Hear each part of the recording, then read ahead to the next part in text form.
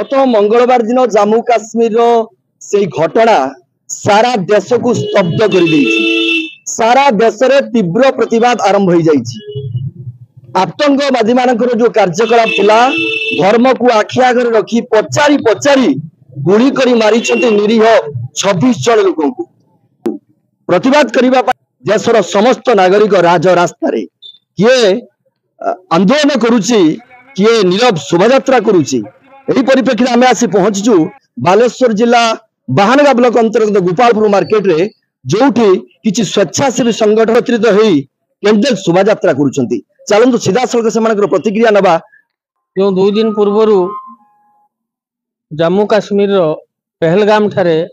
आतंकवादी मानक आक्रमण द्वारा भारतीय 24 जन एवं विदेशी नागरिक 2 जन जो मानकर किछि दोष नथिला जम्मू काश्मीर को बुलिबा को जाइथिले सेमानंकु जो पाकिस्तान प्ररोचित आतंकवाद द्वारा हत्या करागला निजर धर्म जो माने मुसलमान बतेले सेमानंकु छाड़ी दिया गला एवं हिंदू मानंकु जन जन कर हत्या करागला। तथा आमर निकटरे बालेश्वर जिलार आमर पड़ोसी रेमुणा निर्वाचन मंडल सारगार जो सुपुत्र बुलिबा को जाइथिले प्रशांत कुमार शतपथी तांकु हत्या करा जाइछि। तेणु तार दृढ़ प्रतिवाद सहित आगामी दिन में ये आतंकवाद तो आमर 1947 मसीहा पाखु पाकिस्तान द्वारा प्ररोचित भाव भारत उपर लदी जा जाउची। आमे चाहूचु जो बलिष्ठ नेतृत्व प्रधानमंत्री नरेंद्र मोदी जी से बलिष्ठ नेतृत्व प्रभाव रे ये आतंकवाद को सबुदिन भारत माटी लिभेबा से प्रयास करंतु एवं आगामी दिन में जमती निरीह नागरिक आउ ये दुख दुर्दशार भोग न करंतु से आमे आजिका नीरव शोभा यात्रा माध्यम रे जो टूरिस्ट माने मृत्युवरण कर आत्मा को सद्गति करने सहित सद्गति कामना कर परिवार को भगवान अशेष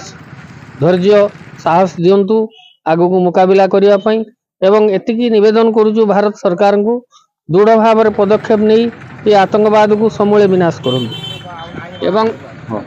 भारत जो हिंदू भाव में परिचय नहीं आमको हत्या करागला आमर भाई मान को हत्या करागला आगामी दिन में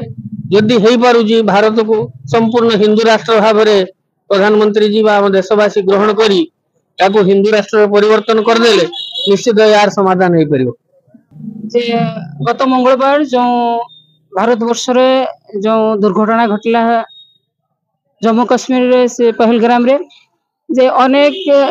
सुखर स्वप्न नहीं कि प्राय पाखापाखि 26 जन आमर इंडियन जाइथिले उपभोग करने कि जो कहार जे हनीमून करने बाहागर 25-26 दिन है 12 दिन 13 दिन है हाथर मेहंदी लिभिनी सिंदूर लिभि जो मैंने छाड़ीनी। तो आम बालेश्वर निकटर रेमुणा ग्राम से जो छोट मैंने 12-13 वर्षर पुओ को लेकिन जाइए एमती भी होती माने गोटे परिवार रे माने 2 जन 4 जन को हत्या करा जाइए से विकल जदि आम स्वामी को मारी दौच आमको मारी दियो कि से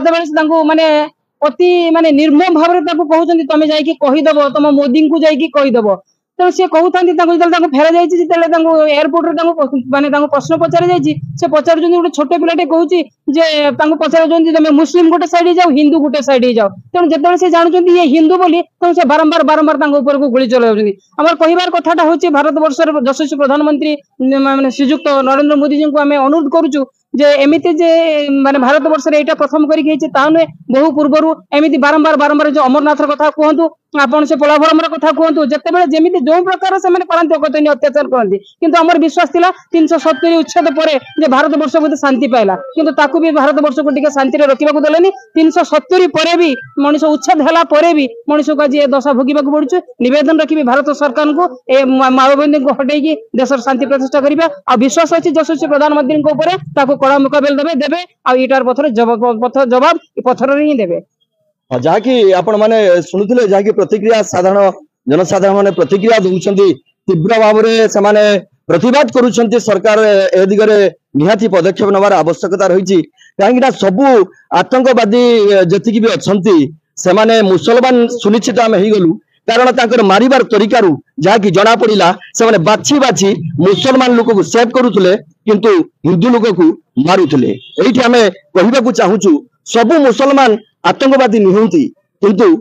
जो माने आतंकवादी से माने मुसलमान एक कथा को अस्वीकार करा जाई न पारे किंतु तेबे भी देखा गले कोठी ना कोठी पड़ोसी राष्ट्र ये गोटे चक्रांत हो पारे हिंदू मुस्लिम दंगा सृष्टि करने ये गोटे चक्रांत बोली एक कथा को अस्वीकार करा नहीं पारे कारण तेबे जनसाधारण माने दाबी करिसंती सरकार निकट में मोदी सरकार यथाशीघ्र आतंकवादी मानक ऊपर दृढ़ कार्यानुष्ठान दिंतु एवं कठोर कठोर दंड दिंतु। सुरबाहानगारू जयदेवाचार्य कामयाब टीवी।